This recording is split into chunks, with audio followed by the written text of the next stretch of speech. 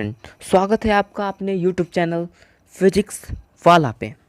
तो दोस्तों, ये मेरा पहला वीडियो है। जैसे आप मुझे सपोर्ट करेंगे मैं और वीडियो बनाता रहूँगा, तो प्लीज़ प्लीज़ प्लीज़ मुझे सपोर्ट करें।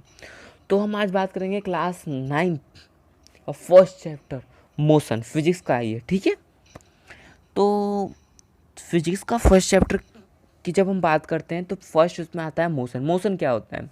तो मोशन भैया वो होता है जो जैसे कि किसी मूवमेंट, द मूवमेंट, बॉडी की जो मूवमेंट होता है उसे मोशन कहते हैं। अगर हम इजी वे में समझें तो मोशन वो होता है जैसे कि आपने अगर हाथ को हिलाया हिलाया हिलाया हाथ अगर आपका हिला तो वो मोशन हुआ, क्योंकि वो अपना एक्चुअल पोजीशन से मूव हुआ है ना, तो वो मोशन हुआ, ठीक है। यहाँ पे भी वही लिखा है, the location of an object changes with the time of the object is said to be motion. अगर मान लीजिए कि आप बेड पे बैठे हुए, ठीक है, आप बेड से उतर कर चाहे उतरते हैं आप बेड से, वो भी एक मोशन होता है, ठीक है। इतना क्लियर है आपको? अब हम बात करते हैं डिस्टेंस और डिस्प्लेसमेंट। हमें ज़्यादा फालतू नहीं पढ़ना है, जितना पढ़ना है वो कि हमें 11th 12th 10th 9th सब में काम आए, ठीक है। फालतू की लंबा वीडियो करने से कोई फ़ायदा नहीं है, ओके। डिस्टेंस वो होता है जो एक्चुअल लेंथ होता है, और डिस्प्लेसमेंट वो होता है जो शॉर्टेस्ट डिस्टेंस होता है। मैं आपको एक ड्रॉ करके बताता हूँ। मान लीजिए ये हमारा डिस्टेंस है और ये डिस्प्लेसमेंट है, ठीक है। डिस्टेंस है और ये डिस्प्लेसमेंट है। जो एक्चुअल लेंथ है, देखिए ये एक्चुअल लेंथ है कि हमें ऐसे घूम के यहाँ तक जाना है, ये तो ये फिर तो ये डिस्टेंस हो गया। आप पहले मैं बता चुका हूँ आपको, जो एक्चुअल लेंथ होता है उसे हम डिस्टेंस कहते हैं, और जो शॉर्टेस्ट होता है उसे हम डिस्प्लेसमेंट कहते हैं, ठीक है। यहाँ पे यही लिखा है, the distance covered by an object describe the total path length covered by an object between two end pole. यहाँ से एक एंड पोल, यहाँ से एक एंड पोल, दो एंड पोल। अब यहाँ पे देखिए डिस्प्लेसमेंट लिखा है, the shortest distance possible distance between the initial and final position of an object is called displacement. ये इनिशियल है फाइनल पोजीशन, ये जरूर याद रखिए दोस्तों, ये आगे काम आएगा। इनिशियल जो यहाँ से स्टार्ट करते हैं, फाइनल जहाँ से ख़त्म करते हैं, ठीक है। ये इसके बीच के जो शॉर्टेस्ट डिस्टेंस होता है डिस्प्लेसमेंट कहते हैं। क्लियर? बहुत बढ़िया। हाँ दोस्तों, जीरो डिस्प्लेसमेंट, ये क्वेश्चन पक्का आना है क्वेश्चन पेपर में, तो इसे अच्छे से समझ लें। डिस्प्लेसमेंट कब जीरो होगा? यहाँ पे देखिए आपको लिखा हुआ है जीरो डिस्प्लेसमेंट। जीरो डिस्प्लेसमेंट तब होगा जैसे कि मान लीजिए कि यहाँ से एक आदमी ने स्टार्ट किया चलना, यहाँ से गया, यहाँ गया, फिर से यहीं आ गया। तो मैंने ऊपर आपको बताया था कि जो एक्चुअल जो लेंथ होता है वही हमारा डिस्टेंस होता है। तो इसमें एक्चुअल लेंथ क्या है? यहाँ से गया, वो यहाँ गया, यहाँ गया, यहाँ एक्चुअल है। और शॉर्टेस्ट डिस्टेंस डिस्प्लेसमेंट, तो यहाँ तो कुछ तो शॉर्टेस्ट डिस्टेंस, कोई डिस्टेंस ही नहीं है, तो शॉर्टेस्ट डिस्टेंस कहाँ से आएगा? तो यानी कि ये हमारा बना शॉर्टेस्ट डिस्टेंस जीरो, मतलब डिस्प्लेसमेंट जीरो। क्लियर है? फिर से बताऊँ? ओके। ये देखिए, ये एक आदमी है, मान लीजिए कि आप ही हैं। यहाँ से आप चलना स्टार्ट करते हैं, यहाँ से जाके यहाँ आ जाते हैं। तो आपको मैंने पहले ही बताया था, जो एक्चुअल लेंथ डिस्टेंस लेंथ होता है वो डिस्टेंस होता है, जो शॉर्टेस्ट डिस्टेंस होता है वो डिस्प्लेसमेंट होता है। तो यहाँ पे कोई शॉर्टेस्ट डिस्टेंस नहीं है, इसीलिए ये जीरो डिस्प्लेसमेंट है। क्लियर हो गया? Thank you. ये सब पढ़ने की ज़रूरत नहीं है, ये सब पढ़ने की ज़रूरत नहीं है, ये सब पढ़ने की ज़रूरत नहीं। हाँ फ्रेंड, डिस्टेंस और डिस्प्लेसमेंट में आपको डिफरेंस आना चाहिए। ये क्वेश्चन आ भी सकता, नहीं भी आ सकता, ये इसके लिए कंफर्मेशन नहीं है, लेकिन ये क्वेश्चन आता ज़रूर है, ठीक है। और एक चीज़ आपको बताना भूल गया मैं, स्केलर और वेक्टर क्वांटिटी। स्केलर क्वांटिटी वो होता है जिसके पास मैग्नीट्यूड होता है और डायरेक्शन नहीं होता है, ठीक है। जिसके पास मैग्नीट्यूड होता है लेकिन डायरेक्शन नहीं होता है, ठीक है। और वेक्टर के पास मैग्नीट्यूड भी होता है और डायरेक्शन भी होता है। ठीक है, ये क्वेश्चन 1 मार्क्स या 2 मार्क्स में पक्का आता है। ठीक है, ये हो गया व्हाट इज स्केलर और व्हाट इज क्वांटिटी। देखिए यहाँ पे क्वेश्चन वाइज दिया गया, ये क्वेश्चन 2 मार्क्स में या चाहे 1 मार्क्स में आ जाता है। ठीक है, ये क्लियर है आपको, स्केलर और वेक्टर क्वांटिटी। लेकिन एक बात और बता दूं, ये आप पूरा डिफाइन करके क्लास 11th में पढ़ेंगे। तो आप बस इतना अभी याद ध्यान रखिए, जो स्केलर होता है वो मैग्नीट्यूड भी रखता है और डायरेक्शन नहीं रखता है, और जो वेक्टर होता है वो दोनों रखता है, magnitude as well as direction. Clear है, धन्यवाद। और इसका डिफरेंस आपको याद होना चाहिए। अब आते हैं यूनिफॉर्म मोशन। ठीक है, यूनिफॉर्म और non uniform motion. When an object travels equal distance in equal interval of time, the object is said to have uniform motion। जैसे कि मान लीजिए कि आप बाइक से जा रहे हैं, एकदम कांस्टेंट स्पीड में चल रहे हैं, 50 पे चल रहे हैं तो 50 पे ही चल रहे हैं, उसमें कोई स्पीड ना आया। ठीक है, कोई एक्सेलरेशन नहीं हो रहा है, कोई अभी तो आपको यही नहीं पता होगा एक्सेलरेशन और स्पीड, ये आपको अभी आगे बताएंगे, लेकिन इतना ध्यान रखिए कि तुम यूनिफॉर्म मोशन में जा रहे हैं। ठीक है, और नॉन यूनिफॉर्म वो होता है when an object travel unequal distance in equal interval of time, have non uniform motion. जो नॉन यूनिफॉर्म मोशन होता है अनइक्वल डिस्टेंस ट्रैवल करता है। अनइक्वल मतलब इक्वल नहीं होता है, कभी 50 पे चल रहे हैं तो कभी 100 पे पहुंच जाएंगे, फिर धीरे आ गए फिर 100 पे पहुंच गए। ये होता है हमारा नॉन यूनिफॉर्म मोशन। इसका ऐसा ही यूनिट होता है मीटर, सिंबल होता है मीटर पर सेकेंड। ठीक है, नहीं, ये हम अभी स्पीड पे पहुंच गए, मतलब अभी आपको मैंने बताया और स्पीड आ भी गया, बहुत बढ़िया। स्पीड क्या होता है, distance travel by an object divided by time taken by object.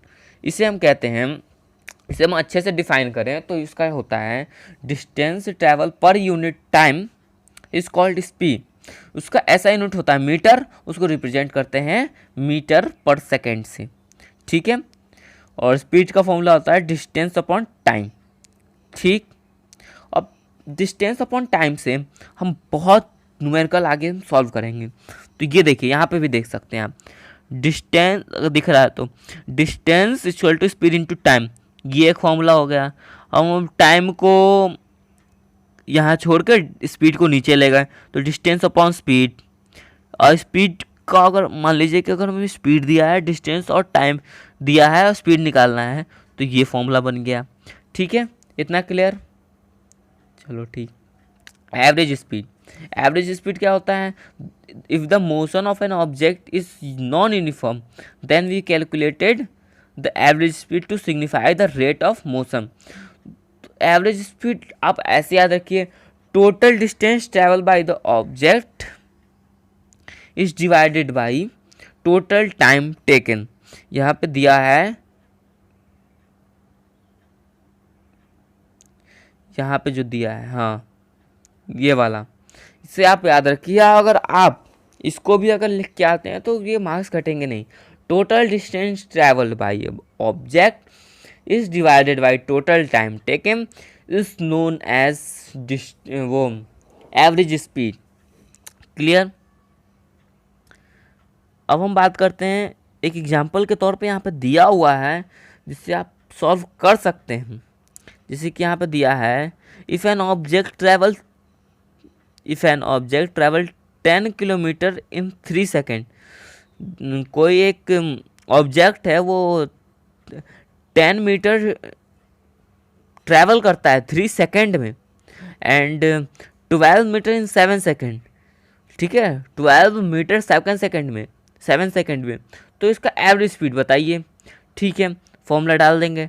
Total distance हमारे पास क्या है, 10 मीटर यहाँ से, 12 मीटर यहाँ से, 22 मीटर हो गया। टोटल टाइम कितना आ गया, 3 यहाँ से, 7 यहाँ से, 10 हो गया। अब यहाँ पे फॉर्मूला है तो फॉर्मूला पुट कर दो। एवरेज स्पीड का फॉर्मूला टोटल डिस्टेंस ट्रैवल कितना है, 22 सॉरी, टोटल डिस्टेंस कितना है 22 और टाइम कितना है 10, तो ये निकल के आ गया 0 नहीं 2.2, यहाँ पे 2.2 मीटर पर सेकेंड।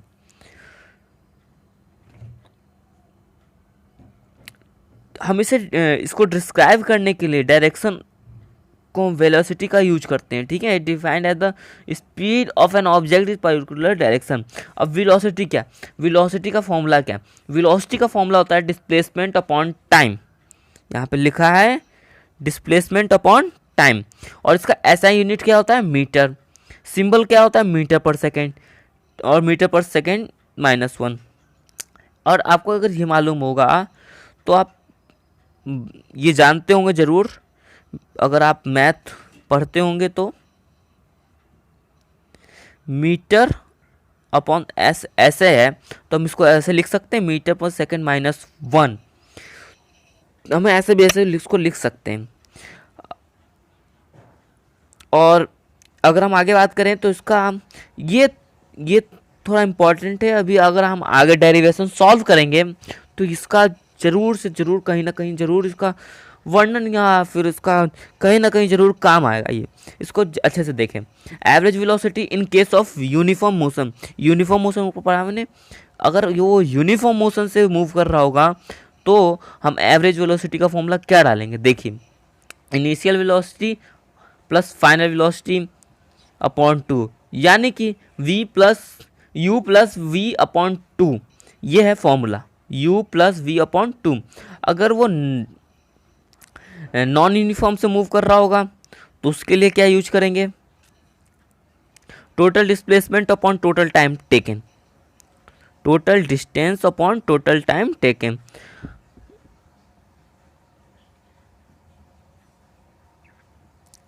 क्लियर, इतना क्लियर।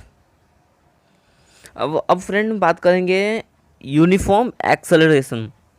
यूनिफॉर्म का मतलब एक समानता, एक्सेलरेशन जैसे कि एक समान से चल रहा है कुछ बॉडी, जैसे कि an object is said to be have uniform acceleration if it travels along a straight path, एक स्ट्रेट पाथ से अगर ट्रैवल कर, इट्स वेलोसिटी चेंजेस, मतलब ये स्पीड में इसका कोई मतलब इसका स्पीड में चेंज आते रहे, ठीक है, इंक्रीज और डिक्रीज, बढ़ता रहे घटता रहे जो भी है, by equal amount in equal time interval.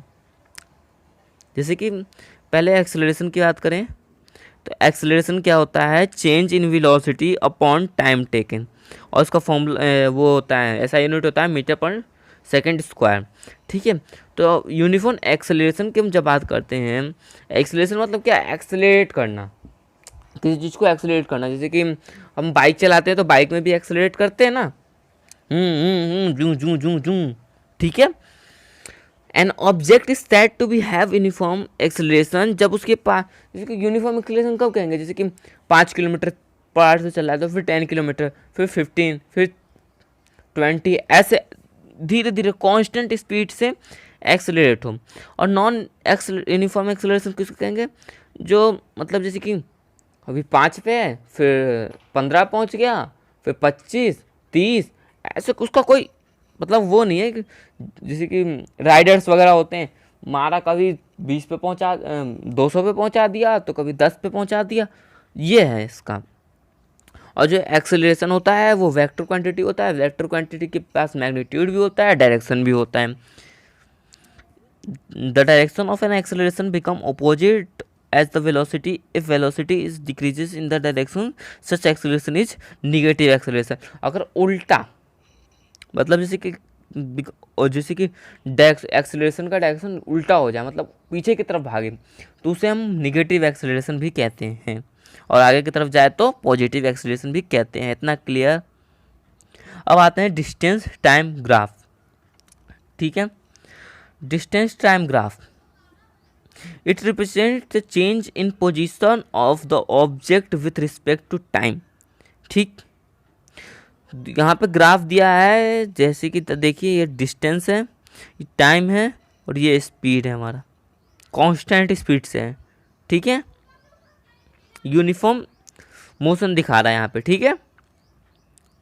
अब बात करते दूसरे वाले का, ये भी यूनिफॉर्म स्पीड दिखा रहा है, देखिए यहाँ पे स्ट्रेट लाइन है, कोई जिगजैग नहीं। अब सेकंड हम देखें, सेकंड वाला देखें, इसमें देखिए जिगजैग आ रहा है, कभी नीचे पहुंच रहा है कभी ऊपर, तो इसे कहते हैं नॉन यूनिफॉर्म मोशन, ठीक है। अब आया वेलोसिटी टाइम ग्राफ, ठीक है। अब नॉन यूनिफॉर्म वेलोसिटी और नॉन यूनिफॉर्म एक्सेलरेशन, ठीक है।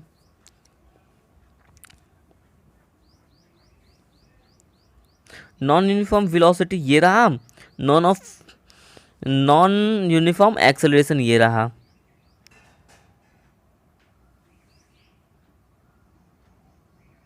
ये रहा नॉन यूनिफॉर्म एक्सेलरेशन वेलोसिटी।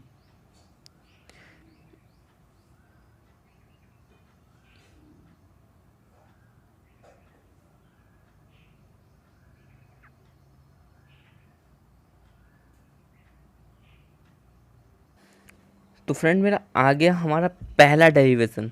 तो डेरिवेशन में आपको ये पूरा लिखने की ज़रूरत पड़ेगी, तो आप इसे नोट करते जाएं।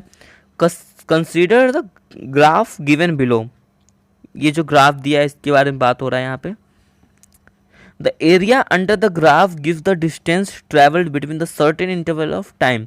Hence if we want to find out the distance travelled between the time interval T1 and T2, we need to calculate the area enclosed by a rectangle ABCD। Area ABCD ये दिया है हमारा।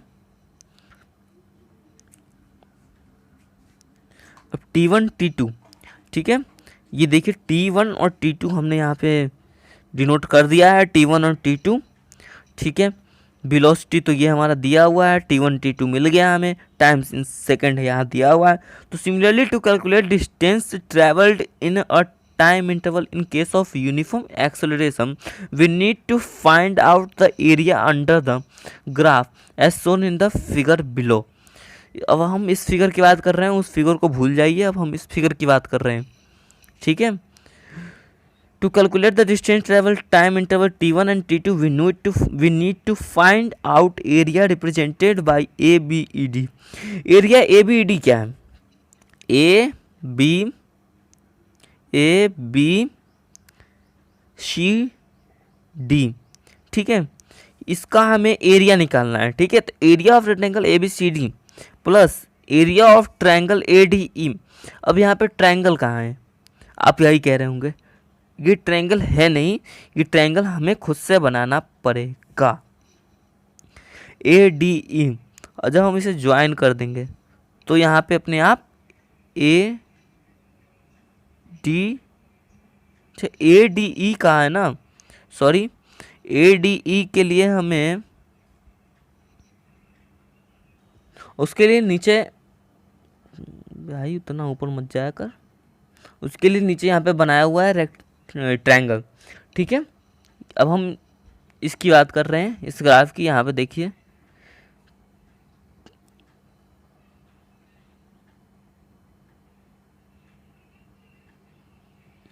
यहाँ पे हमसे पूछा था रेक्टेंगल ADE, तो आप देखिए यहाँ पे ADE ये रेक्टेंगल है हमारा।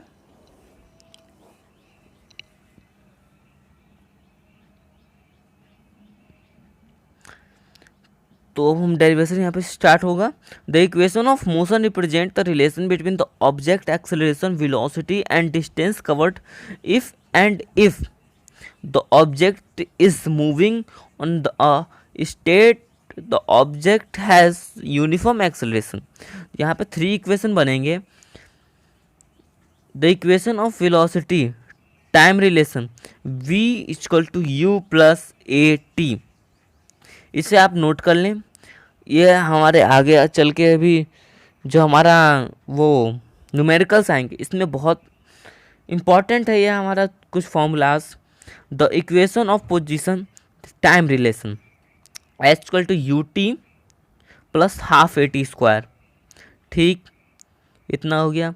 The equation of for the position velocity relation 2AS, मतलब इसको उल्टा भी कर सकते हैं, V square minus u square equal to 2as, where u is initial velocity.